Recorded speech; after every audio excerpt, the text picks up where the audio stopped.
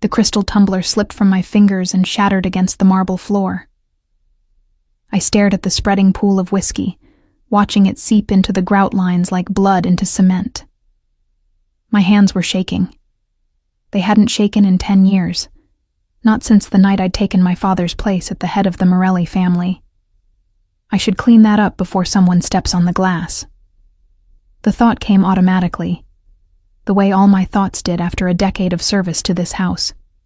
I was Isabella Cruz, and cleaning up messes was what I did. I'd been doing it since I was 23, fresh off the boat from Barcelona, with nothing but my grandmother's silver cross around my neck and a determination to survive that had carried me through borders, buses, and bureaucracy. Now I was 33, and I still cleaned up messes, just different kinds. I knelt carefully, my knees protesting against the cold floor as I began picking up the larger shards. The house was silent around me, that particular 3 a.m., silence that felt less like peace and more like held breath. Somewhere above me, in the east wing, Signora Morelli was probably asleep in her separate bedroom, dreaming whatever dreams unfaithful wives had. And Dante, I heard him before I saw him.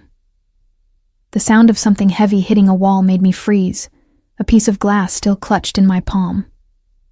Then came his voice, rough and raw, in a way I'd never heard it before, speaking Italian words I couldn't quite make out, but whose meaning I understood in my bones. Pain, rage, betrayal. I abandoned the broken glass and moved toward the sound, my soft-soled shoes silent on the marble. The Gran Salado stretched before me, shadows pooling in corners despite the ambient lighting that was never fully extinguished in the Morelli mansion. Security measures, I'd learned. The family that controlled half of New York's underground couldn't afford complete darkness. I found him in the library. Dante Morelli sat on the floor with his back against his mahogany desk, legs stretched out, head tipped back against the wood. His jacket was gone, his white shirt untucked and stained with what looked like blood on the knuckles. An empty bottle of Macallan lay on its side next to him, and another, still half full, dangled from his fingers. He looked nothing like the man I'd served breakfast to that morning. That man had been pressed and perfect, his dark hair slicked back with precision, his gray suit fitted to his powerful frame like armor, his presence filling every room he entered with the kind of authority that made grown men nervous and women stupid. This man looked broken. "Signore?" I said quietly, staying in the doorway. "Do you need 10 years?" His voice cut through my question like a knife through silk. 10 goddamn years, Isabella. The use of my first name startled me. In a decade of service, he'd only ever called me Cruz, or occasionally nothing at all, just a nod in my direction when he wanted something. The intimacy of my given name in his mouth made something in my chest tighten. I stepped into the room. "Signore, you're bleeding." He laughed, a sound without humor that made my skin prickle. "Am I?" Hadn't noticed. He lifted the bottle to his lips and drank deeply, some of the whiskey spilling down his chin. "You know what I noticed, Isabella? I noticed my wife fucking Marco Santini in our summer house. Marco, the man I grew up with. The man who swore loyalty to my family when we were 15 years old." My breath caught. I'd suspected something was wrong when Signora Morelli had returned from the Hamptons early, her usual haughty composure cracked around the edges. I'd suspected further when Dante had come home 3 hours ago, dismissed all the guards except those on perimeter duty, and locked himself in this room. But hearing it confirmed, hearing the raw devastation in his voice, made it real in a way that turned my stomach.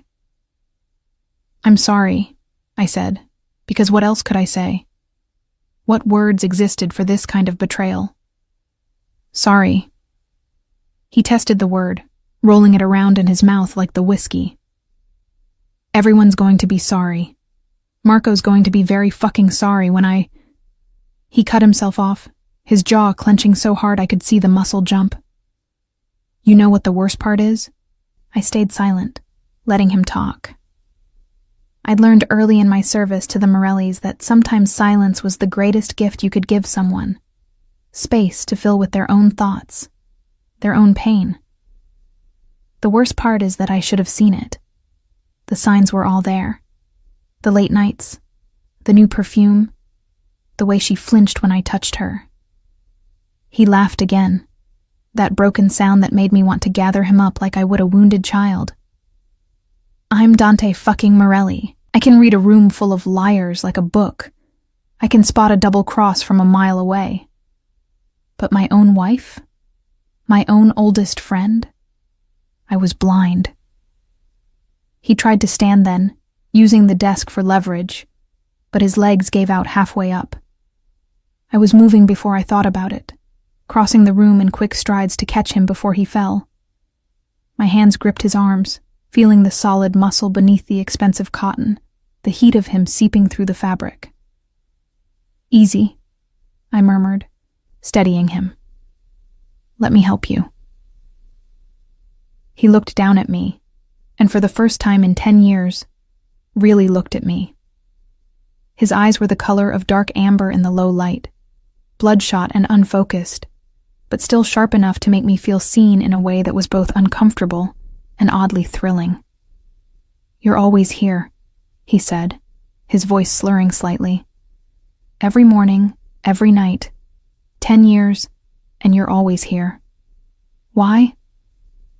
It's my job, I said simply, though the words felt inadequate even as I spoke them. Your job. He seemed to consider this, swaying slightly despite my grip on him.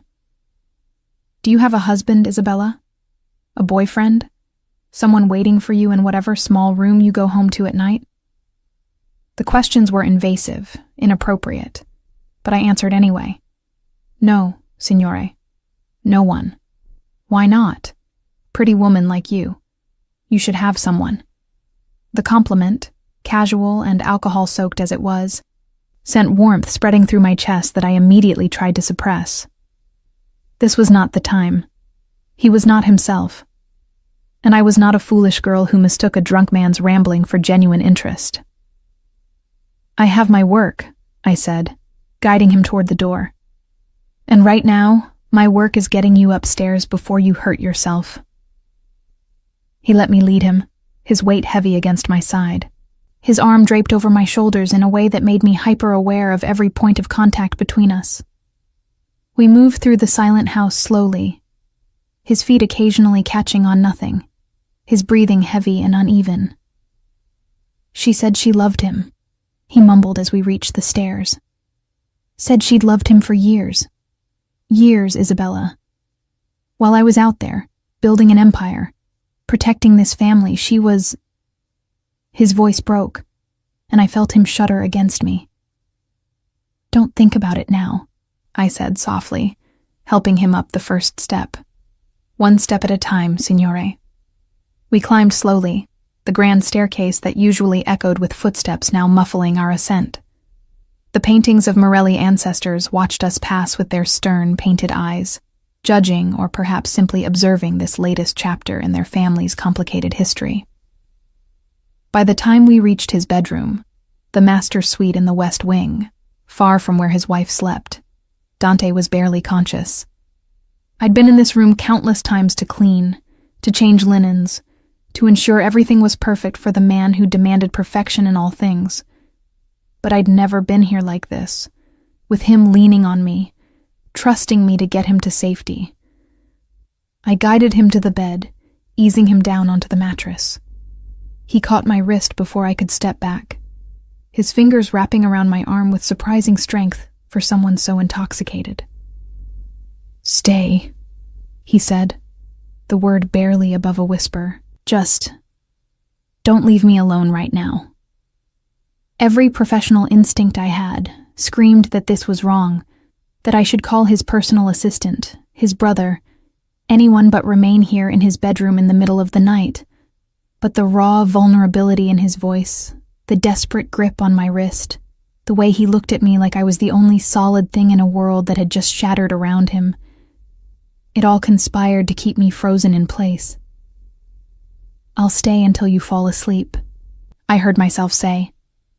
He nodded, his eyes already drifting closed, and released my wrist. I should have left then, should have backed away and returned to my own quarters in the staff wing. Instead, I found myself moving around the room, removing his shoes, loosening his tie, covering him with the cashmere throw from the foot of the bed. His shirt was ruined, the blood on his knuckles dried now, but still stark against the white fabric. I went to his bathroom, found the first aid kit I knew was kept under the sink, and returned with antiseptic and bandages. "This might sting," I warned, taking his hand in mine. He didn't flinch as I cleaned the wounds, just watched me with those amber eyes that seemed to see more than they should. His knuckles were split, probably from hitting something or someone. I worked carefully, my fingers gentle as I applied the antiseptic, wrapped the bandages, tried to ignore the way my heart was racing. "You have kind hands," he said suddenly. "I never noticed before." "You've never needed to notice before, signore." "Dante." The name came out rough, almost pleading. "Call me Dante, at least tonight. At least when it's just us and everything else is broken." I looked up at him, at this man who'd been my employer for a decade, who I'd served without question, who I'd watched from a distance as he built his empire and commanded respect and fear in equal measure. This man who was now asking me to see him not as Signore Morelli, but simply as Dante. "Dante," I repeated softly, testing the name on my tongue. He smiled, a real smile that transformed his face from harsh angles to something almost boyish. Then his eyes closed again, his breathing deepening as the alcohol finally pulled him under. I should have left. I meant to leave. But as I stood to go, he stirred, reaching out blindly, and I found myself sitting on the edge of the bed instead. Just for a moment, I told myself. Just until I was sure he was fully asleep. The moment stretched into minutes, and the minutes into an hour. I watched him sleep, this powerful man brought low by betrayal, and something in my chest cracked open. Some wall I'd built around myself during 10 years of service, 10 years of being invisible, 10 years of keeping my distance from the life and the man I served. I knew his routines better than I knew my own. I knew he took his coffee black with 1 sugar, that he read the financial section of the Times every morning, that he worked out at 5 a.m. without fail, that he preferred his shirts pressed with light starch, that he had a scar on his left shoulder from a bullet he'd taken when he was 25, that he was left-handed but trained himself to shoot with his right, that he called his mother every Sunday no matter where he was in the world. I knew these things because it was my job to know them. But somewhere along the way, the knowing had become something more. Somewhere in the careful attention to his preferences, the anticipation of his needs, the quiet witnessing of his life, I had done the unforgivable thing. I had fallen in love with Dante Morelli. The realization should have terrified me. Instead, sitting there in the pre-dawn darkness, watching him sleep with his defenses finally down, I felt something like peace settle over me. I woke to the sensation of warmth and the smell of expensive cologne mixed with whiskey. For a moment, I couldn't remember where I was, my mind foggy with the kind of deep sleep that came after emotional exhaustion. Then I felt the weight against my side and everything came rushing back. Dante. Sometime during the night I'd lain down beside him, not under the covers, I wasn't that foolish, but on top of them, my body curved toward his, my hand resting on his chest as if to assure myself he was still breathing. His shirt, blood-stained and wrinkled, had somehow ended up on me, pulled over my uniform like a blanket. Dawn light filtered through the heavy curtains, painting everything in shades of gray and gold. I should move. I should leave before he woke and found me here, in his bed, wearing his shirt like some kind of claim. But I didn't move. Instead, I found myself studying his face in the growing light. In sleep, The harsh lines of command softened, revealing the man beneath the myth. There was a small scar above his right eyebrow that I'd never noticed before, barely visible unless you were this close. His eyelashes were longer than they had any right to be, dark against his olive skin. His jaw, usually set with determination, was relaxed now, almost vulnerable. My grandmother used to say that you could tell a person's true nature by how they looked when they slept. Los sueños no mienten, she'd whisper. Dreams don't lie. In sleep, she believed, the soul showed itself without the masks we wore during waking hours. I wondered what Dante's soul looked like. What dreams or nightmares played behind his closed eyes. My hand moved slightly on his chest, feeling the steady thump of his heartbeat beneath my palm. Strong, steady, alive. Despite everything he'd endured, everything he'd done, everything he'd built and destroyed, his heart kept beating with the same relentless rhythm as any other man's. I stayed because you never allowed anyone to take care of you, I whispered, so quietly that I barely heard my own voice. But I always wanted to. His breathing changed. My entire body went rigid as I realized he was awake, had probably been awake, had definitely heard what I just said. Panic flooded through me, hot and immediate. I should move, should apologize, should... Isabella. My name on his lips stopped me cold. His eyes opened slowly, focusing on me with a clarity that shouldn't have been possible after the amount of alcohol he'd consumed. Say that again. My mouth went dry. Signore, Dante, he corrected, his voice rough with sleep but firm. And I want to hear you say it again. What you just said. Heat crept up my neck, burning my cheeks. I shouldn't have said anything. It was inappropriate. I'll go. His hand caught mine before I could pull away, pressing my palm flat against his chest where his heart beat faster now, no longer steady but racing. Say it again. The command in his voice, not harsh but absolute, made something in me unfurl.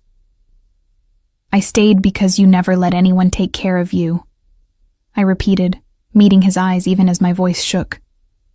But I always wanted to. The silence that followed felt dense, heavy with implications I didn't dare examine. His thumb traced small circles on the back of my hand, and I realized with a start that he was still holding it against his chest, that his shirt was still draped over my shoulders, that we were lying in his bed together as dawn broke over New York City. 10 years, he said finally, his voice carrying a note of wonder. You've been here 10 years, and I never saw you. You weren't supposed to see me, I replied.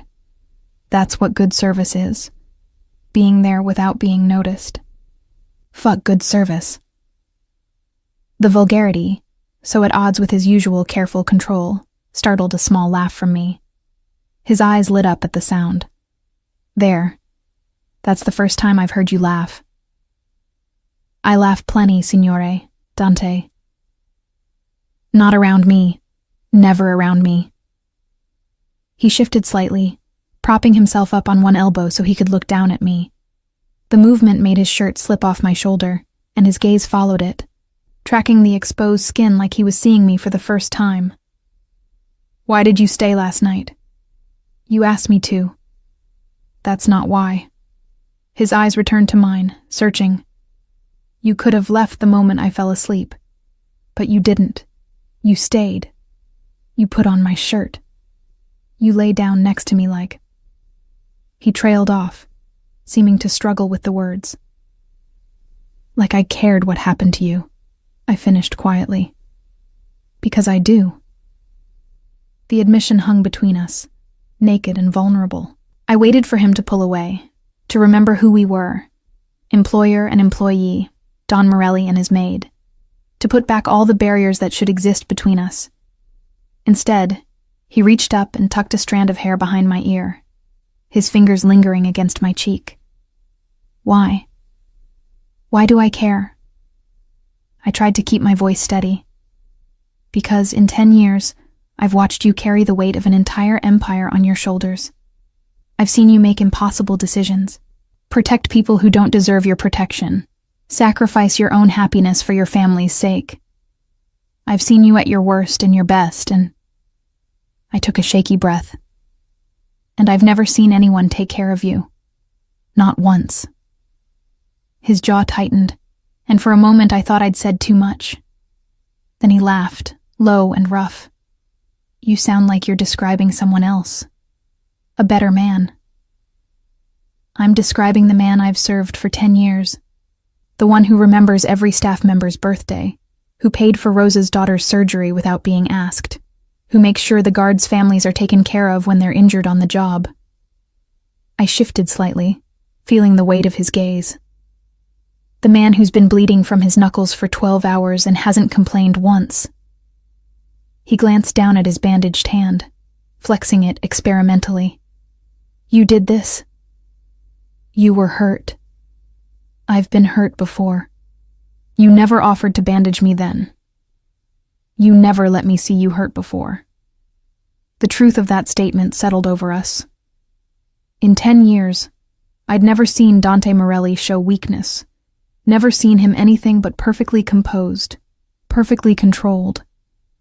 Last night had been an aberration, a crack in the armor that he'd now have to decide whether to repair or leave open. What did you see? He asked suddenly. Last night, when you found me, what did you see? I considered lying, softening the truth. But something in his eyes told me he needed honesty more than comfort. I saw a man who'd been betrayed by the two people he trusted most. I saw someone in pain trying to numb it with alcohol. I hesitated, then continued. I saw someone who needed not to be alone. He was quiet for a long moment, his thumb still tracing those small circles on my hand. You know what I saw this morning? What? I saw the woman who's been invisible for 10 years suddenly becoming the only thing I could see clearly. His eyes held mine, intense and unwavering. I woke up and found you here in my shirt, touching me like I mattered. And for the first time since I found Bianca with Marco, I felt something other than rage and betrayal. My heart stuttered. What did you feel? Seen. The word came out raw. I felt seen, Isabella. Really seen, in a way that...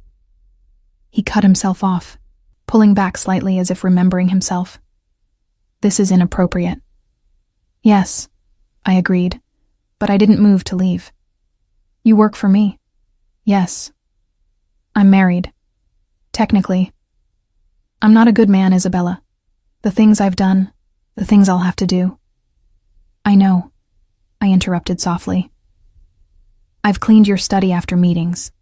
I've seen the fear in people's eyes when they come to the house. I've heard the late-night phone calls, seen the blood on your clothes that wasn't yours. I know exactly who you are, Dante Morelli. He stared at me, something like shock crossing his features. And you stayed anyway. I stayed because of who you are, not despite it. The words hung in the air between us, heavy with meaning. I watched understanding dawn in his eyes. Watched him process what I was saying. That I'd seen his darkness and hadn't run. That I knew his demons and hadn't tried to exorcise them. That I accepted him as he was, rather than as I wished he'd be. You're going to ruin me, he said finally, his voice barely above a whisper. Or save you. Same thing. A knock at the door shattered the moment. We both froze as a familiar voice called through the heavy wood. Dante, are you awake? We need to talk about Marco. Luca, Dante's younger brother and consigliere, his second in command in all things that mattered. Dante's entire demeanor changed in an instant, the vulnerability evaporating as he shifted back into his role. But before he could move away completely, he brought my hand to his lips and pressed a kiss to my palm, his eyes never leaving mine. This conversation isn't over, he said quietly. Then louder, Give me 5 minutes, Luca. I slipped from the bed, removing his shirt with shaking hands and straightening my uniform. The cotton still smelled like him, cologne and whiskey and something uniquely Dante. I folded it carefully, laying it on the chair by the window. When I turned back, he was standing, running his hands through his hair, transforming back into Don Morelli before my eyes. But as I moved toward the door, he caught my wrist one more time. Isabella. I looked back at him. Thank you, for last night. He seemed to search for words. For seeing me. I nodded, not trusting my voice, and slipped out into the hallway just as Luca appeared at the top of the stairs.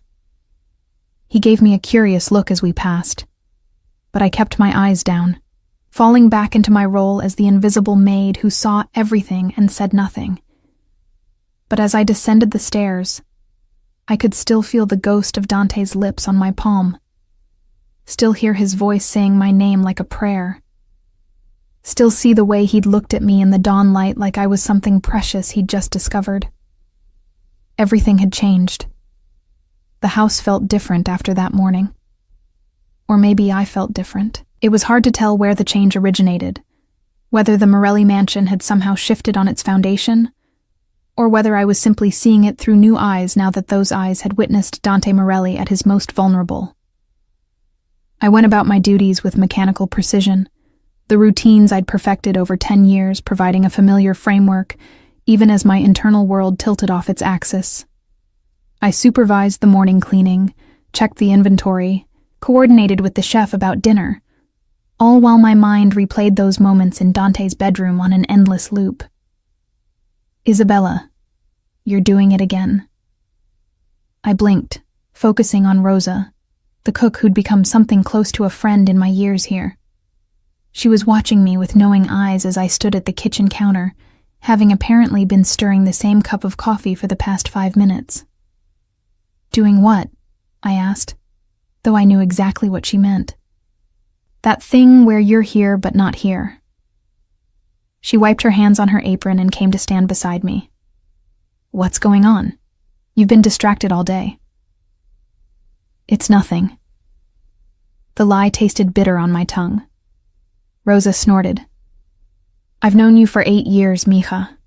You don't do distracted unless something major has happened. She lowered her voice. Does this have anything to do with what happened last night? With Ella Signora and Marco? Of course she knew. Everyone knew by now. News traveled fast in a household of this size, even when the staff tried to maintain discretion. By noon, every member of the house staff had been aware that Bianca Morelli would be moving out immediately, that Marco Santini was no longer welcome on Morelli property, and that the Don's mood was, in Rosa's delicate phrasing, darker than usual. I found him last night, I heard myself say, after everyone else had been dismissed.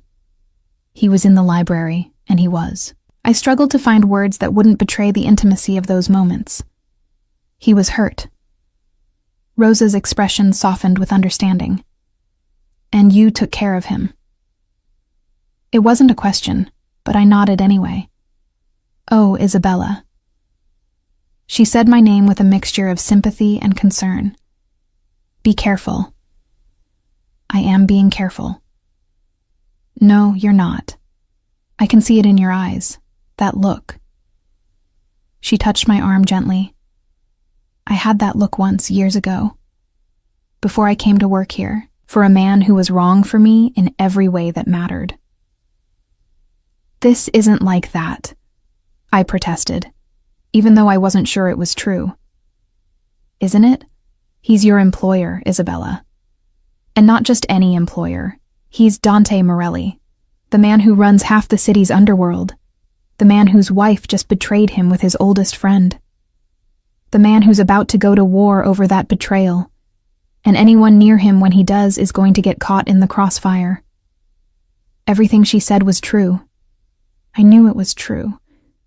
But knowing and feeling were two different things, and right now my feelings were a tangled mess of concern, desire, and something deeper that I was afraid to name. I can't help how I feel, I said quietly. Maybe not, but you can help what you do about it. Rosa squeezed my arm before returning to her prep work. Just remember, men like that, they don't love the same way we do. They possess, they own, they consume, and when they're done, there's nothing left but ash. Her words stayed with me as I continued my rounds through the house. Past the grand salotto where Bianca's portrait still hung above the fireplace. Soon to be removed, I'd heard. Past the dining room where the Morelli family had shared countless meals. Past Dante's study, where I could hear male voices in heated discussion behind the closed door. I paused outside the study, my hand hovering over the knob. I had a legitimate reason to enter. It was time for the afternoon refreshments, something I brought without fail every day at 3 o'clock. But today felt different. Today, entering that room felt like crossing a threshold I couldn't uncross. I knocked softly and waited for permission to enter. Come. Dante's voice, sharp and commanding, nothing like the raw vulnerability I'd heard hours ago. I pushed open the door to find him seated behind his massive desk, Luca standing by the window, and 3 other men I recognized as high-ranking members of the family spread throughout the room. The conversation stopped the moment I entered. 5 sets of eyes turned toward me, but I only felt one. Dante's gaze tracking my movement across the room with an intensity that made my skin prickle. Excuse the interruption, signore, I said, keeping my voice professionally neutral as I set the tray on the side table. Your afternoon refreshments. Thank you, Cruz. The use of my surname felt like a deliberate choice, a way of maintaining distance in front of his men. I nodded and turned to leave, but his voice stopped me. One moment. I turned back, waiting. He stood, moving from behind the desk with that fluid grace that always made me think of predators, beautiful and dangerous in equal measure. He approached the tray, ostensibly to examine the refreshments, but as he passed me, his hand brushed against mine, so briefly that anyone watching might have thought it accidental. But I knew better. The touch was deliberate, a secret communication in a room full of men who couldn't know what had passed between us. Perfect as always, he said, his voice carrying a note that made me think he wasn't just talking about the food. I allowed myself one quick glance at his face and immediately regretted it. The way he was looking at me, like I was something he wanted to devour, made heat flood my cheeks. Will there be anything else, signore? Not right now. He picked up a small sandwich, his bandaged hand drawing my attention.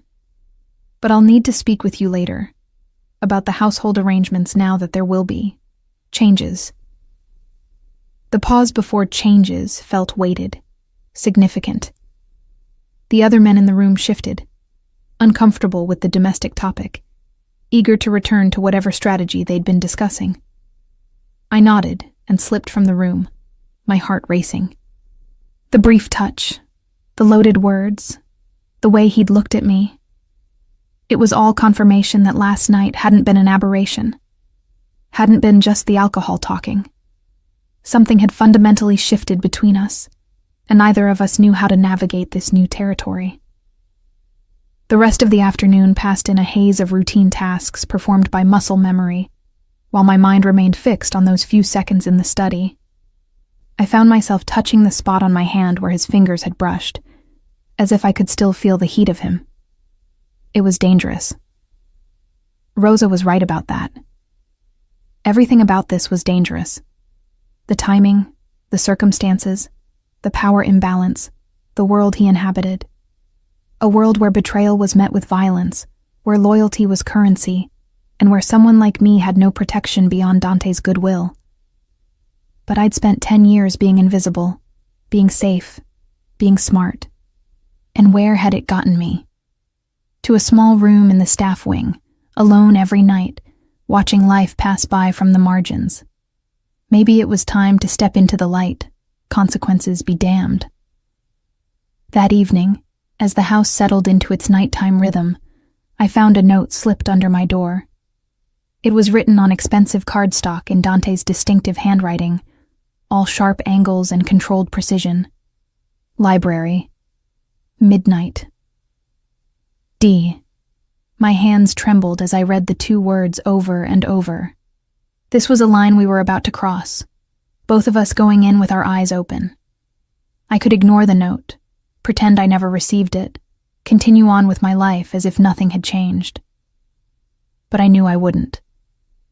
At 11:45, I changed out of my uniform into the simple black dress I wore on my rare days off. I brushed my hair, leaving it down instead of in its usual practical bun. I touched my grandmother's cross at my throat, drawing strength from the familiar weight of silver.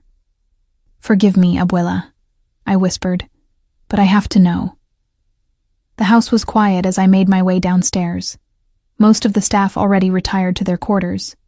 Only the night guards remained, and they were stationed outside, protecting the perimeter rather than monitoring the interior.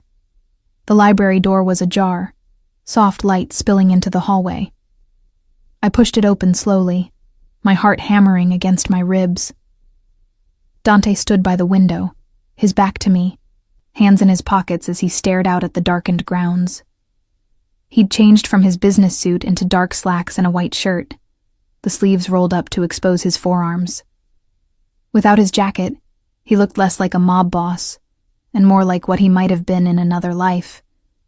Just a man. "I wasn't sure you'd come," he said without turning around. "I almost didn't. What changed your mind?" I moved into the room, closing the door behind me with a soft click. "Honestly, I'm tired of being invisible." That made him turn. His eyes traveled over me, taking in the dress, the loose hair, the way I held myself, not as his employee but as a woman. "You've never been invisible to me, not after last night." "Before last night, then. For 10 years. He had the grace to look slightly guilty. "Before last night, I was a fool. I'm trying not to be one anymore." We stood there, 10 feet apart, the desk between us like a physical manifestation of all the barriers that still existed. Social class, power dynamics, his complicated marital situation, the dangerous world he inhabited. All of it hung in the air, unspoken, but heavy. "What did you want to talk about?" I asked, even though I suspected we both knew this conversation wouldn't be just about household arrangements. "You," he said simply.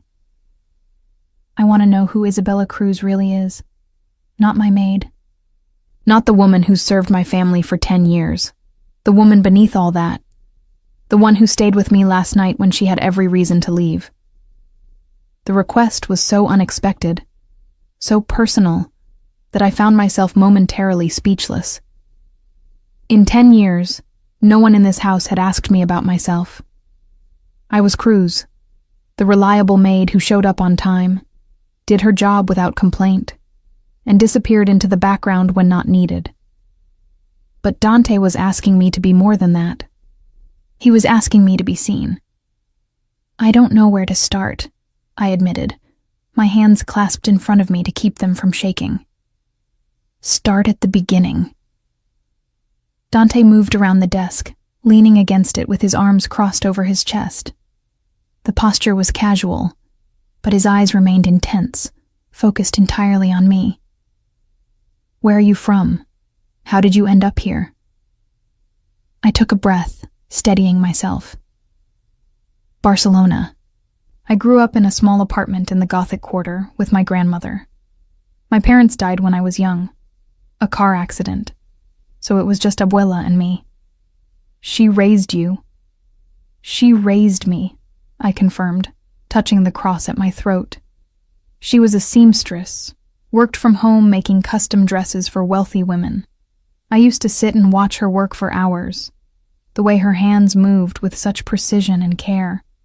She taught me that there was dignity in service, that making someone's life beautiful, even in small ways, was worth doing." "Is that why you became a maid?" I laughed softly.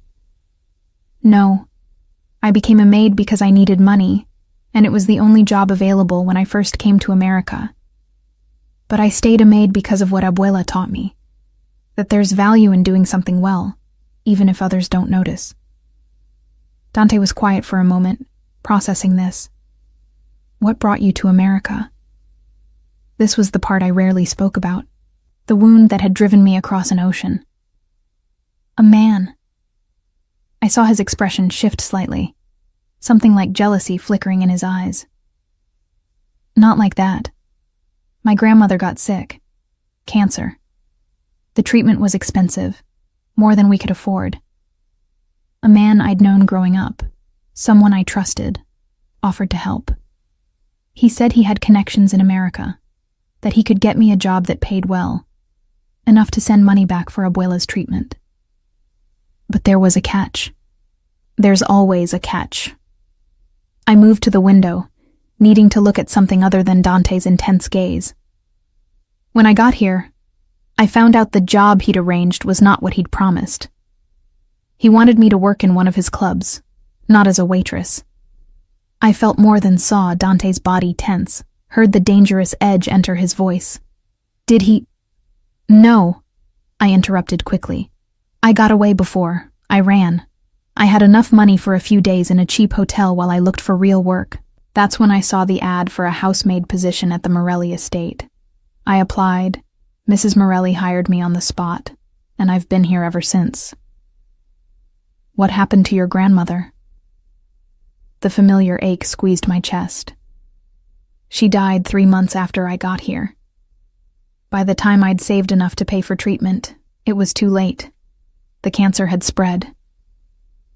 Dante pushed off from the desk, closing the distance between us. I'm sorry. It was a long time ago. That doesn't make it hurt less. The understanding in his voice, the empathy, surprised me. This was not the cold, calculating mob boss I'd watched from a distance for years. This was someone who knew pain, who recognized it in others. What about the man who lied to you? Dante asked quietly. The one who tried to. He couldn't seem to finish the sentence. I don't know. I never saw him again after I ran. I assume he moved on to easier targets. Something dark crossed Dante's face, and I realized with a start that he was angry on my behalf. What was his name? It doesn't matter. It matters to me. His hand came up to cup my cheek, the touch gentle despite the fury in his eyes. You were 23, alone in a foreign country, vulnerable. He tried to use that vulnerability. So yes, his name matters. I should have been frightened by the violence implicit in his words, the promise of retribution. Instead, I felt something warm unfurl in my chest, the feeling of being protected, valued, defended. Javier Ruiz, I whispered. Dante nodded once, committing the name to memory, and I knew without asking that Javier Ruiz's life was about to become very complicated. I should have felt guilty about that. I didn't. Your turn, I said, needing to shift the focus. You know my story now. Tell me yours. He dropped his hand from my face but didn't step back. You've worked here for 10 years. You already know my story. I know the public version. The Don who took over the family business when his father died. The man who expanded the empire, modernized the operations, became one of the most powerful figures in New York. But I don't know the private version. The man who stays up until 3 a.m. reading in this library. The man who calls his mother every Sunday without fail. The man who— I hesitated, then continued. The man who married Bianca Rossi. His jaw tightened at the mention of his soon-to-be ex-wife. That's not a story I'm proud of. I'm not asking you to be proud of it. I'm asking you to tell me, to let me see you the way you saw me last night. We stood there, so close I could feel the heat radiating from his body, could count the different shades of amber in his eyes. This moment felt significant. like we were standing on the edge of something that would either destroy us or transform us. "I married her because it made sense," he said finally. "A union between the Morelli and Rossi families. Strong alliances, shared territories. My father arranged it before he died, and I honored his wishes." His laugh was bitter. I told myself that love would come eventually, that it didn't matter if I didn't feel passion for her because we respected each other, and that was enough for a successful partnership. But it wasn't. No. We were business partners who shared a last name and occasionally a bed. Nothing more.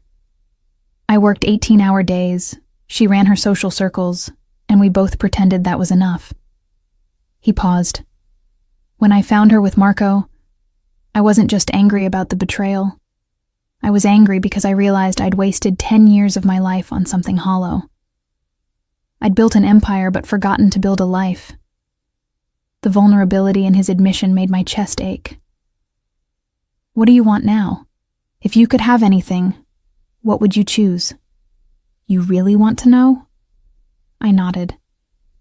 He reached up and tucked a strand of hair behind my ear, his fingers lingering against my skin. "I want someone who sees past the empire to the man. Someone who doesn't want to change me or fix me or turn me into something I'm not. Someone who knows what I am and stays anyway." "Dante, last night, when I woke up and found you there, wearing my shirt, touching me like I mattered, that was the first time in 10 years I felt like someone actually saw me. Really saw me." His other hand came up to frame my face, his thumbs brushing my cheekbones. "And it terrifies me because you're the one person I shouldn't want, but you're the only person I can't stop thinking about." My breath caught. "I'm your employee." "I know. This is completely inappropriate. I know. If anyone found out..." "I know all of that, Isabella. I know every reason why this is a terrible idea. I've been listing them to myself for the past 12 hours. His forehead came to rest against mine, and I could feel his breath against my lips. But I can't seem to make myself care. Neither could I. That was the terrifying truth. All the logical objections, all the potential consequences, all the very real dangers. None of it seemed to matter when he was this close. When he was looking at me like I was something precious he'd been searching for without knowing it. "What happens now?" I whispered. "That depends on you." His hands remained gentle on my face, giving me the power to pull away if I wanted. "I won't force this. I won't use my position to pressure you. If you walk out of here right now and tell me to forget this conversation ever happened, I'll respect that. And if I don't walk away..." His eyes darkened. "Then everything changes." I thought about Rosa's warning, about the dangers of getting close to a man like Dante Morelli. I thought about the life I'd built in the margins, safe and invisible. I thought about all the reasons I should step back, maintain my distance, protect myself. Then I thought about the way he'd looked at me in the dawn light, the way his lips had felt against my palm, the way I'd felt seen for the first time in 10 years. "I've spent a decade being careful," I said. "Being smart, being safe. And where has it gotten me? To a small room, alone every night, watching other people live their lives. Isabella, I'm tired of being invisible, Dante. I'm tired of playing it safe. I'm tired of watching from the sidelines." I took a shaky breath. "So if everything's going to change anyway, then maybe it should." The kiss, when it came, wasn't gentle. It was desperate, hungry, years of unspoken tension finally finding release. His hand slid into my hair, holding me to him, as if afraid I might disappear. My own hands fisted in his shirt, pulling him closer, wanting to eliminate every inch of space between us. We broke apart, only when breathing became necessary, both of us trembling, foreheads still pressed together. "This is going to be complicated," he murmured against my lips. I know. Dangerous. I know that too. You could get hurt. I pulled back enough to look him in the eyes. I've been getting hurt quietly for 10 years, Dante. At least this way. I'll be hurt while truly living. Something fierce and possessive flared in his eyes. No one is going to hurt you. Not while I'm breathing. Not even you? The question seemed to catch him off guard. He was quiet for a long moment before answering. I can't promise I won't hurt you. I can only promise that I'll never do it deliberately, and that I'll spend every day trying to be worth the risk you're taking on me. It wasn't a romantic declaration. It wasn't poetry or promises of forever. But it was honest, and honesty was more valuable than pretty words. Then I guess we're doing this, I said. I guess we are. He kissed me again, slower this time, savoring rather than devouring. And as his arms came around me, pulling me against the solid warmth of his body, I felt something settle in my chest. This might be reckless. This might be dangerous. This might end in disaster. But for the first time in 10 years, I felt truly alive. The next 3 days passed in a strange duality. During daylight hours, I remained Cruz, the efficient maid who moved through the Morelli household with professional detachment. I supervised staff, managed household needs, maintained the routines I'd perfected over a decade of service. No one would have suspected anything had changed. But once darkness fell and the house settled into its nighttime rhythm, I became Isabella, the woman who slipped into Dante's private study, his library, once even the wine cellar, wherever we could steal precious moments together away from watching eyes. We were careful. Painfully, meticulously careful. Dante had enemies who would use any perceived weakness against him, and I had no illusions about what I would become if our relationship became public knowledge. A liability, a target, a way to hurt him. Still, the secrecy added a particular intensity to every stolen touch, every whispered conversation. We were two people existing in the margins between his world and mine, creating something new in the shadows. On the 4th night, I found him waiting in the library again, but this time he wasn't alone. "Isabella, come in," Dante said, standing as I entered. "I want you to meet someone." The man who'd been seated across from Dante rose as well. He was older, perhaps 60, with silver hair and kind eyes that assessed me with surprising warmth. He wore an expensive suit that spoke of money, but his smile was genuine, lacking the calculation I'd come to associate with Dante's business associates. "This is Anthony Marchetti," Dante continued.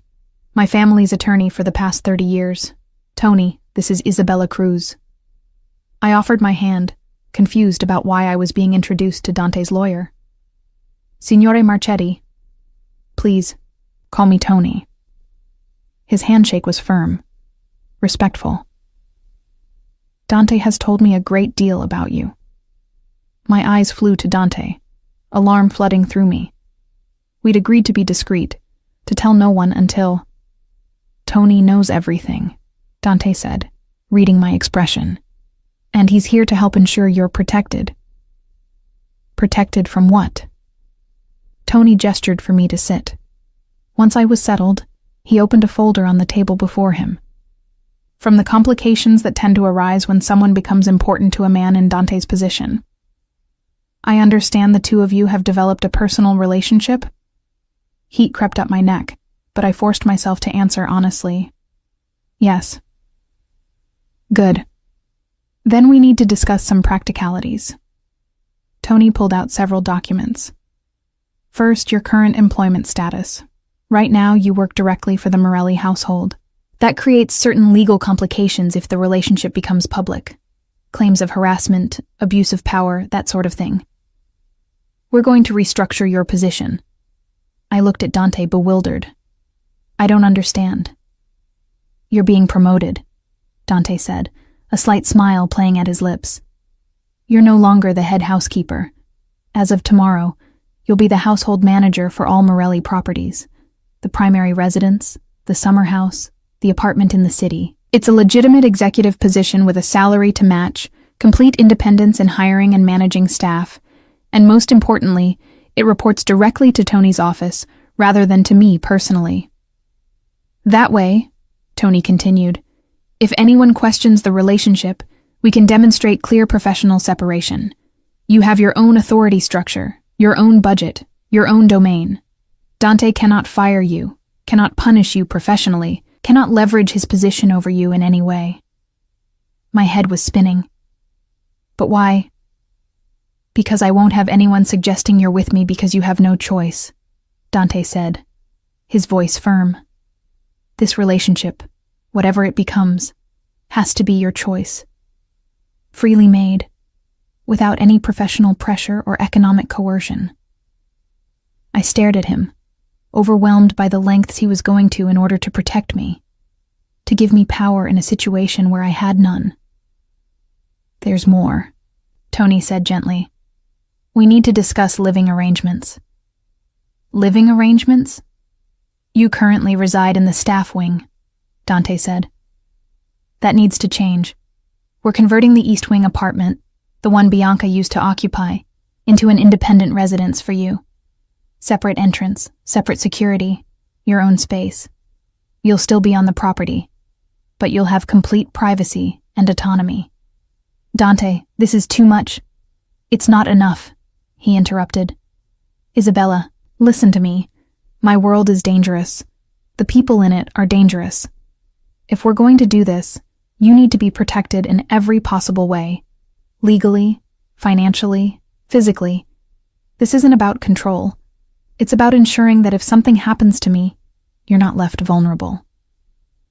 The reminder of the constant threat hanging over his life made my chest tighten. Nothing's going to happen to you. His smile was sad, knowing. We don't get to make that guarantee, but I can guarantee that you'll be taken care of regardless. Tony cleared his throat diplomatically. There's also the matter of a trust fund being established in your name, independent of Dante, managed by neutral trustees. Enough to ensure you never have to work again if you choose not to. No. The word came out sharper than I intended. Absolutely not. I don't want your money, Dante. This isn't about what you want, he said, his tone brooking no argument. It's about what you need, what you deserve. You've served my family for 10 years with nothing but a modest salary and a room in the staff quarters. Let me do this. People will talk. They'll say I'm a gold digger, that I seduced you for money. Let them. Dante leaned forward, his eyes intense.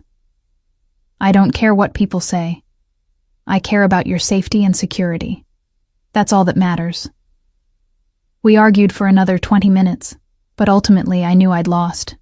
When Dante made up his mind about something, especially something involving my protection, he was immovable. By the time Tony left, I'd signed more documents than I could count, agreeing to arrangements that fundamentally altered my position in the Morelli household. Once we were alone, I turned to Dante, still processing everything. You didn't have to do all this. Yes, I did. He pulled me into his arms, and I went willingly, resting my head against his chest where I could hear his heartbeat. I meant what I said that first night. I protect what's mine. I'm not yours yet, I murmured, even as I melted into his embrace. Aren't you? His hand came up to tilt my chin, forcing me to meet his eyes. I think you've been mine since the moment you lay down beside me wearing my shirt. I just didn't know it yet. The kiss he gave me then was slow, thorough, a claiming that had nothing to do with ownership, and everything to do with devotion. When we finally broke apart, both breathing hard, he rested his forehead against mine. Stay with me tonight, he whispered, not in secret, not stolen moments. Stay with me properly. The invitation hung in the air between us, heavy with implications. This would be crossing another line, taking another step away from what we'd been toward what we might become. Your wife is gone, moved out 3 days ago. The divorce papers are being filed tomorrow. His hands framed my face. I'm a free man, Isabella. Or at least I will be once the legalities are settled. And I don't want to waste another minute pretending I don't want you beside me. I thought about Rosa's warnings, about the dangers of loving a man like Dante. But I also thought about the way he'd protected me, supported me, seen me in ways no one else ever had. Okay, I whispered. I'll stay. The smile he gave me was brilliant, transforming his face from severe beauty to something almost boyish. He took my hand and led me from the library, up the stairs to his private wing. His bedroom was familiar from my years of cleaning it, but entering it now, as his guest, rather than his employee, felt different, sacred somehow. I need to tell you something, he said once we were inside, his expression turning serious. About what happened with Marco. I tensed, not sure I wanted to hear this, but knowing I needed to. I sent men to find him, Dante continued.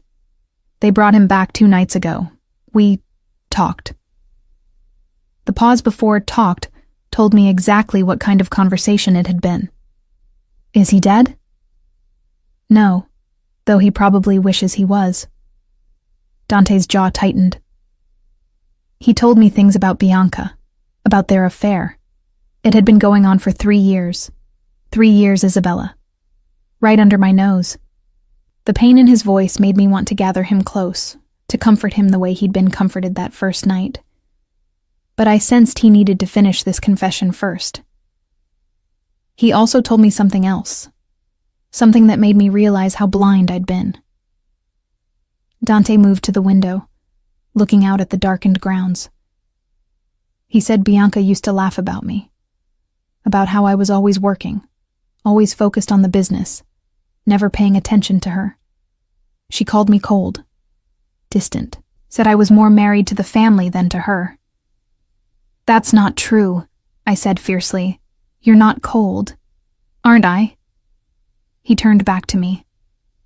I built an empire, Isabella, but I forgot to build a life. I was so focused on being the Dawn, on living up to my father's legacy, on proving myself strong enough to lead, that I forgot how to be human, how to feel, how to connect. His voice dropped. Until you. My breath caught. You didn't try to fix me or change me, he continued. You saw me at my worst, drunk, broken, betrayed. And you just stayed. You held me together without asking for anything in return. You accepted the darkness in me without trying to turn it into light. And somehow, that made me want to be better. Not because you demanded it, but because you deserved it. I crossed the room to him, taking his hands in mine. I don't need you to be better, Dante. I need you to be real. That's all I've ever wanted. The real man, not the mask he shows the world. Even if the real man is capable of terrible things, especially then. I squeezed his hands. I'm not naive about who you are or what you do. I've lived in this house for 10 years. I know what happens in your study during those late-night meetings. I know why men come to you afraid and leave either relieved or terrified. I know about the violence and the power and the blood. And it doesn't frighten you? It does, I admitted. But what frightens me more is the thought of living another 10 years invisibly. Never taking risks, never really living. I spent my whole life playing it safe. And where did it get me? To a small room, alone, with nothing but regrets. I looked up at him. I don't want to be safe anymore, Dante. I want to be alive. Even if being alive means being afraid sometimes. He pulled me against him, his arms wrapping around me so tightly I could barely breathe. You're the bravest person I've ever met. No, I'm not. I'm terrified. That's what makes it brave, doing it anyway. We stood like that for a long time, holding each other in the darkness. both of us understanding that we were standing on the precipice of something that would change us both forever. Finally, Dante pulled back just enough to look down at me. "Last chance to change your mind. Once we cross this line." I silenced him with a kiss, pouring everything I felt into it. All my fear, my desire, my desperate hope that this impossible thing between us might somehow work. When we finally broke apart, both breathless, I looked up at him with steady eyes.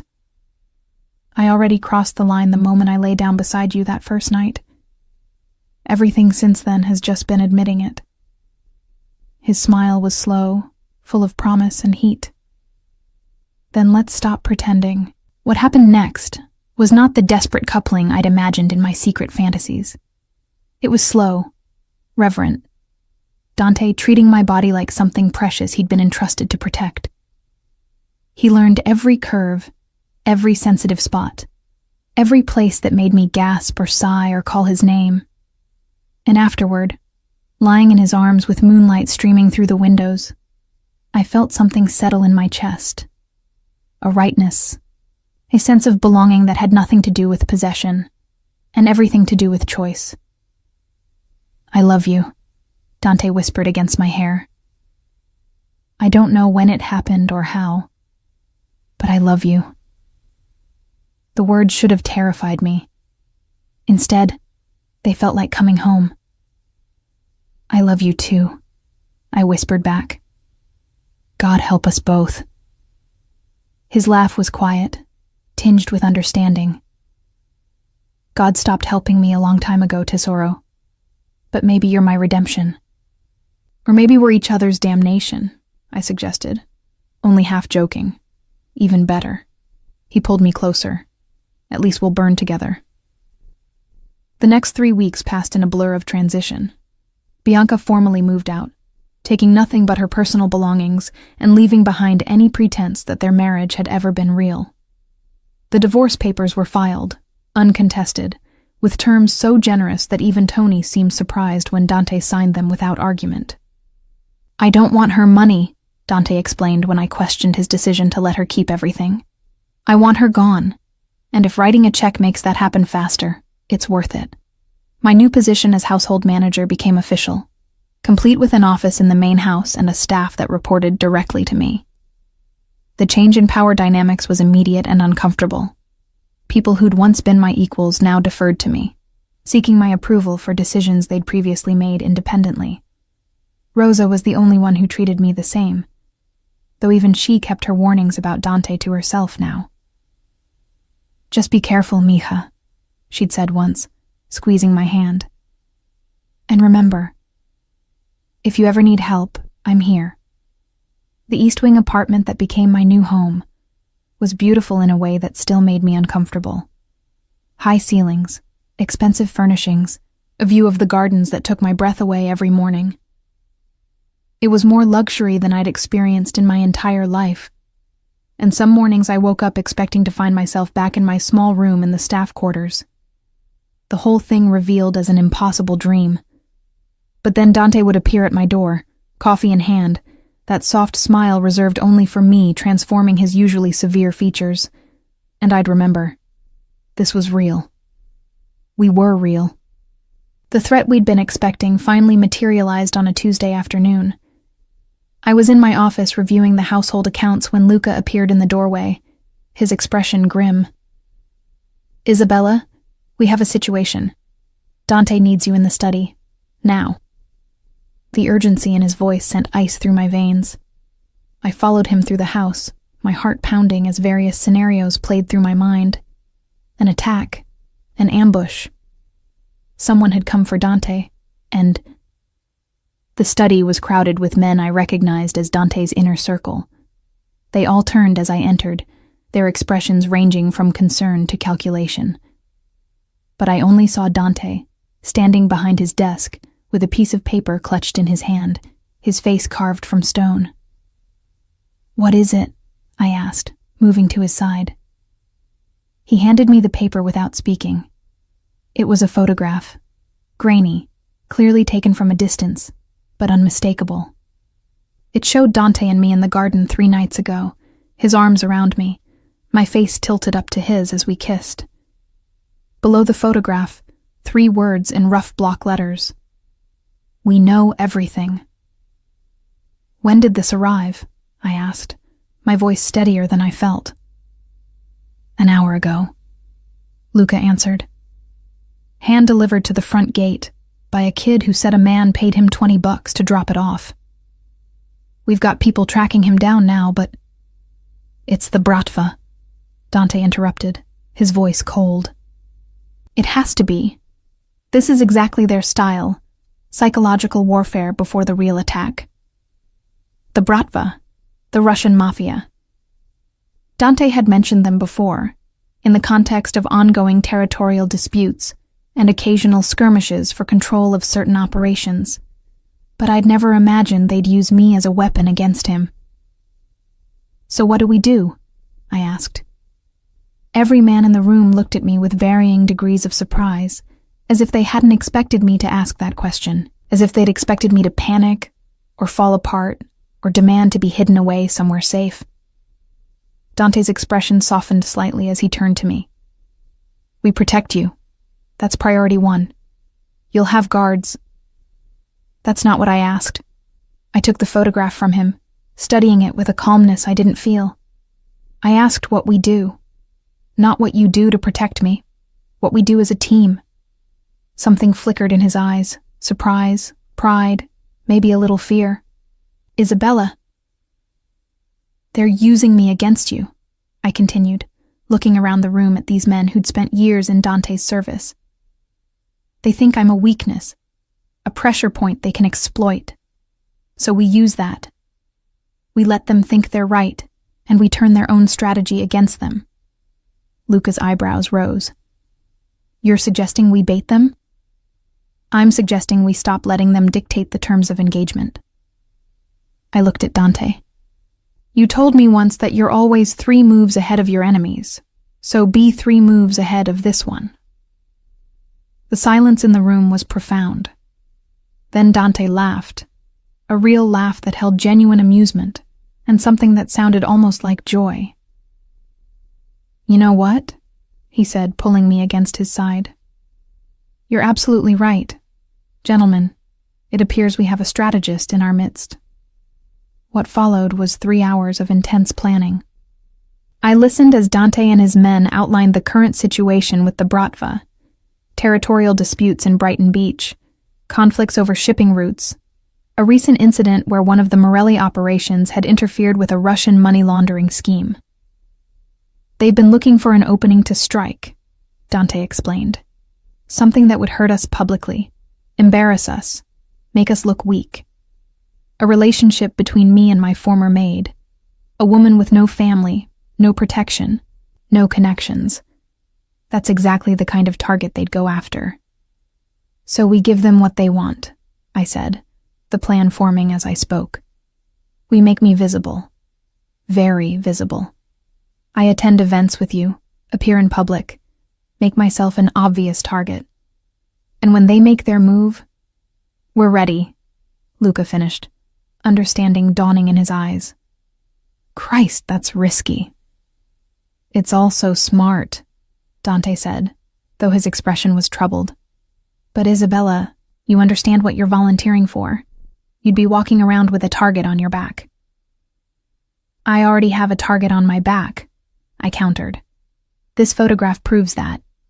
At least this way I'm controlling the situation rather than just reacting to it.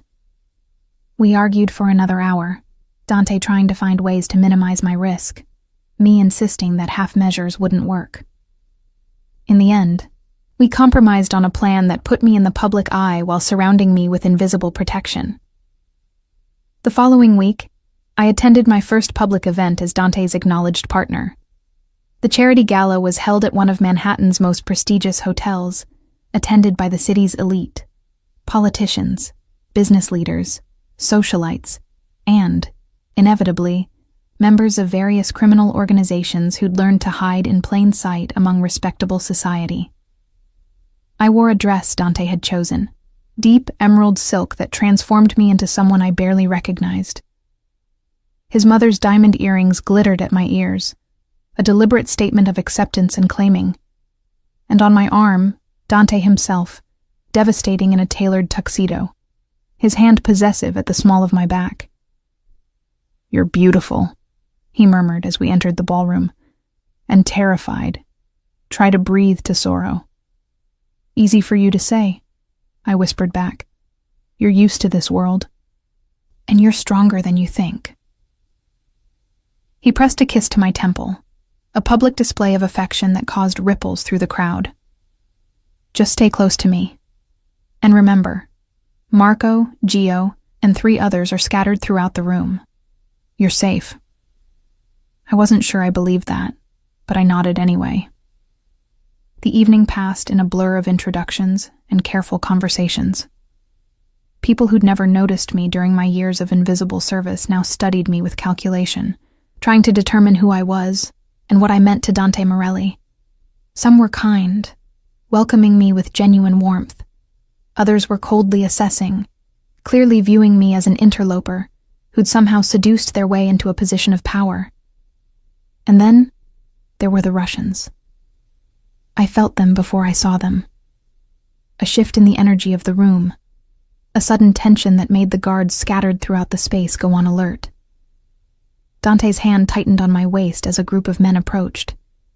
Led by someone I recognized from photographs Luca had shown me during our planning sessions, Mikhail Volkov, head of the Bratva's New York operations, a man known for his brutality and his complete lack of mercy toward anyone who crossed him. "Morelli," Volkov said, his English heavily accented. "Enjoying the party?" "Always," Dante replied, his tone pleasant but his body coiled like a spring. "Volkov, I don't recall seeing your name on the guest list." "Last-minute addition." Volkov's eyes slid to me, dark and calculating. "Thought I should come meet your new companion. Isabella, yes? The housekeeper?" The emphasis on my former position was deliberate, designed to embarrass and diminish. I felt heat rise to my cheeks, but forced myself to meet his gaze steadily. "Former housekeeper," I corrected. "Currently household manager for all Morelli properties. It's a pleasure to meet you, Mr. Volkov." Something flickered in his eyes. Surprise, maybe, that I hadn't cowered or looked away. "Very pretty," he said to Dante, as if I wasn't standing right there. "But you know what they say. The higher they rise, the farther they fall." "Is that a threat?" Dante's voice dropped several degrees, becoming the cold, dangerous tone I'd only heard him use a handful of times. "Merely an observation." Volkov smiled, showing too many teeth. "Accidents happen all the time in this city, to everyone, even to those we think are protected." The implication hung in the air between them, a clear threat to me, barely veiled behind polite words. I felt Dante's entire body tense, felt the violence gathering beneath his civilized exterior, and knew that if I didn't intervene, this elegant charity gala was about to become a bloodbath. "Mr. Volkov," I said, stepping slightly forward and placing my hand on Dante's chest in a gesture that was both calming and possessive. "I appreciate your concern for my safety, but I assure you, I'm exactly where I want to be, and I'm not afraid of heights." The double meaning wasn't lost on anyone present. I was telling him I understood the threat, acknowledged the danger, and was choosing to stand my ground anyway. Volkov studied me for a long moment, then laughed, a genuine sound of surprise. "You have spirit, little housekeeper. I respect that." He turned back to Dante. "Enjoy your evening, Morelli. I'm sure we'll be seeing each other again soon." As he walked away, taking his men with him, I felt Dante's tension gradually ease. His hand on my waist shifted from protective grip to gentle caress. "That was incredibly stupid," he murmured in my ear, "and incredibly brave." "Was it enough?" I asked quietly. "Did we draw them out?" "Oh, we drew them out." Luca appeared at Dante's other side, his phone in his hand. Marco just sent word. 2 of Volkov's men were seen photographing the exits and security positions. They're planning something. Good. Dante's smile was sharp, predatory. Then our trap is working. The rest of the evening passed without incident, but the encounter with Volkov had changed something. We'd moved from passive targets to active players, and while that brought its own dangers, it also brought a kind of terrible freedom. That night, lying in Dante's arms back at the house, I finally allowed myself to acknowledge the enormity of what I'd gotten myself into. "I'm in love with a man whose enemies want to kill me," I said to the darkness. "That's insane." "Completely insane," Dante agreed. "Want to back out?" "No." "Good." He pulled me closer. "Because I meant what I said that first night. I protect what's mine. And you, Isabella Cruz, are mine in every way that matters. Possessive much? When it comes to you? Absolutely." His hand traced patterns on my bare shoulder. After Bianca, I thought I was done with relationships. Done with trust. Done with allowing anyone close enough to hurt me. But then you lay down beside me that night, wearing my shirt like a declaration. And something in me shifted. Broke open. Let light in for the first time in years. I turned in his arms so I could see his face in the moonlight streaming through the windows. "I love you. I shouldn't. It's too fast, too dangerous, too everything. But I do. I know." His smile was soft, tender. "I loved you the moment you told me you stayed because I never let anyone take care of me. That's when I knew you were different, that you saw the man beneath the dawn. We stayed like that, wrapped around each other, making silent promises neither of us was sure we could keep. Outside, the city sprawled beneath us, full of dangers and enemies and threats we couldn't always predict. But in this moment, in this bed, in this space we'd carved out for ourselves, we were safe. Or at least we pretended to be. The attack came 3 days later, exactly as predicted. I was leaving a late lunch with some of the household staff, a monthly tradition I'd maintained even after my promotion, when 2 black SUVs pulled up alongside our car. Gio, my driver and guard, immediately recognized the threat, accelerating hard and calling for backup. What followed was something out of an action movie, a high-speed chase through Manhattan streets. Gio expertly maneuvering through traffic while the SUVs pursued, my phone pressed to my ear as I gave Dante constant updates on our position. "Stay down," Gio ordered as a bullet shattered the rear window. "Reinforcements are 2 minutes out." But 2 minutes can be an eternity when someone's shooting at you. The crash, when it came, wasn't catastrophic, but it was enough to stop our car. I felt the impact, felt the airbag deploy, heard Gio cursing as he tried to restart the engine, and then the doors were being wrenched open, rough hands grabbing me, pulling me from the vehicle. I fought. Years of suppressed rage and fear and determination all came flooding out as I kicked, scratched, bit anything I could reach. I heard Gio shouting, heard the distinctive crack of gunfire, heard sirens in the distance growing closer.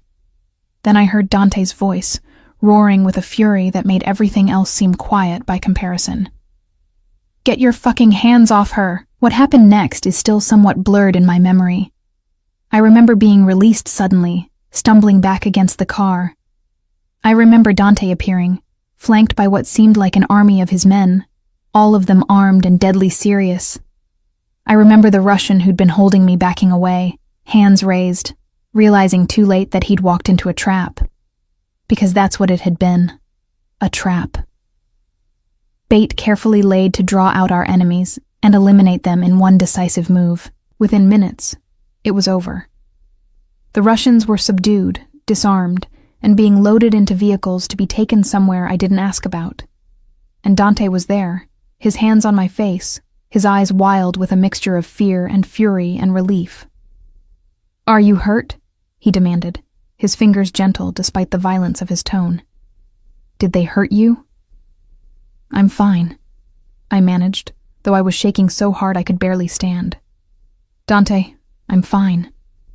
He pulled me against him, his arms wrapping around me so tightly I could barely breathe, his face buried in my hair.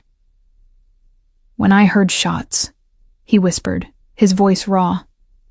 When I heard you were being fired at, I know. I held him just as tightly. But I'm okay. The plan worked. Fuck the plan. He pulled back just enough to look at me. I nearly lost you. For what? To prove a point? To draw out our enemies? It wasn't worth it. You're not worth the risk. Yes, I am. I cupped his face, forcing him to look at me. This is your world, Dante. This is the life you lead, the empire you've built. If I'm going to be part of it, truly part of it, not just someone you hide away to keep safe, then I need to be able to face it. All of it. Even the dangerous parts. He stared at me for a long moment, something like awe crossing his features. Then he kissed me, right there in the middle of a crime scene with his men and arriving police officers as witnesses. A claiming, a promise, a declaration that superseded any words. When we finally broke apart, he rested his forehead against mine. I love you. God help me. I love you more than anything. I love you too, even though you're dangerous and possessive and completely impossible. Especially because I'm dangerous and possessive and completely impossible, he corrected with a small smile. The weeks that followed brought changes neither of us had anticipated. Volkov, recognizing that he'd been outmaneuvered and that continuing to target me would only result in more of his men being killed or captured, extended an offer of truce. Not peace. Men like Dante and Volkov would never truly be at peace. But a mutual agreement to leave each other's personal lives alone while they continued their territorial battles on more traditional grounds. Bianca's divorce was finalized with surprising speed, leaving Dante officially single for the first time in over a decade.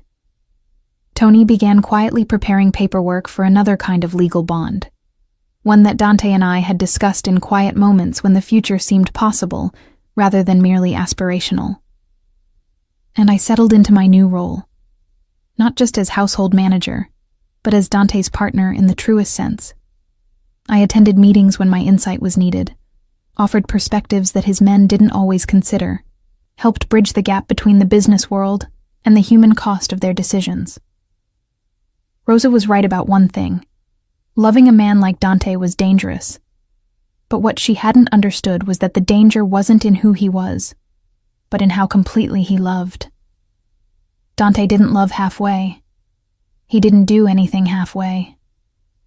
When he claimed someone as his, when he decided to protect and cherish and devote himself to them, it was absolute. And I'd been claimed. Thoroughly. Irrevocably. For better or worse.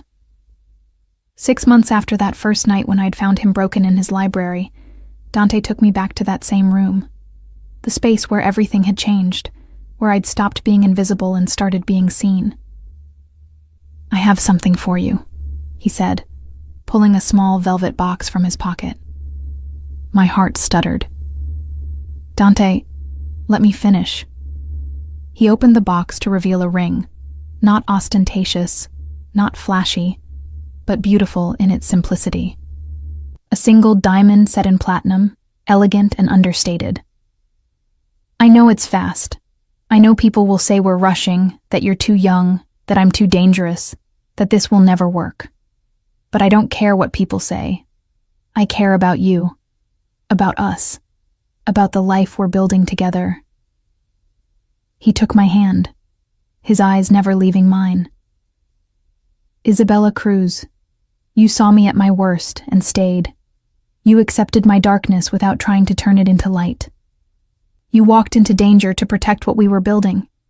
You're the bravest, strongest, most stubborn woman I've ever met, and I want to spend the rest of my life standing beside you in whatever darkness comes. Tears were streaming down my face now, but I was smiling. That's the most terrifying proposal I've ever heard. Is that a yes? That's a yes. He slipped the ring onto my finger, then pulled me into his arms, kissing me with a tenderness that belied the dangerous man everyone else saw. And in that moment, in that library where everything had begun, I finally understood what Rosa had been trying to warn me about. She'd been right that men like Dante possessed and owned and consumed. But what she hadn't understood was that sometimes being consumed by someone who truly saw you was better than being ignored by the entire world. I'd spent 10 years being invisible, being safe, being careful, and where had it gotten me? To a small room and a life half-lived. Now I was visible. I was dangerous. I was living fully, completely, without reservation. I was loved by a man who'd shown me his demons and asked me to stay anyway. And I'd found a home not in a place, but in the arms of someone who saw my darkness and called it beautiful. It wasn't the fairy tale I'd once dreamed of as a girl, but it was real and honest and ours. And in the end, that was enough.